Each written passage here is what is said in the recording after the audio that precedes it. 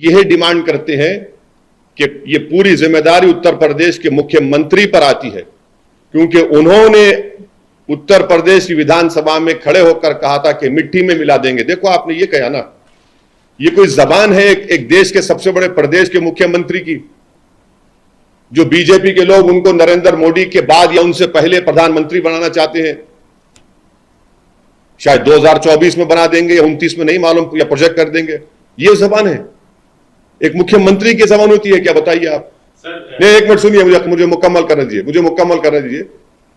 हम डिमांड ये करते हैं कि उत्तर प्रदेश के मुख्यमंत्री इस्तीफा दें। दूसरा में डिमांड करते हैं कि सुप्रीम कोर्ट एक इन्वेस्टिगेशन टीम को बनाए, सुमोटो सुप्रीम कोर्ट लिए हम प्लीड करते सुप्रीम कोर्ट से। ये उसी वक्त रुकेगा जब नहीं रुकेगा, वरना ये चलता रहेगा। 4 दिन 5 दिन के बाद फिर शुरू हो जाएगा। और वो इन्वेस्टिगेशन टीम में सुप्रीम कोर्ट उन लोगों को रखे जिनका ताल्लुक उत्तर प्रदेश से ना हो, क्योंकि ऊपर से लेकर नीचे तक इसमें लोग होंगे।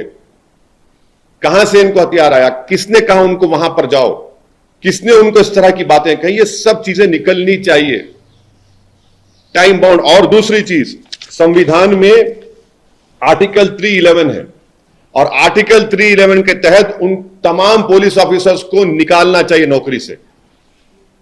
सस्पेंशन नहीं, बल्कि अंडर संविधान के आर्टिकल 311 के तहत उनको सर्विस से निकालना चाहिए।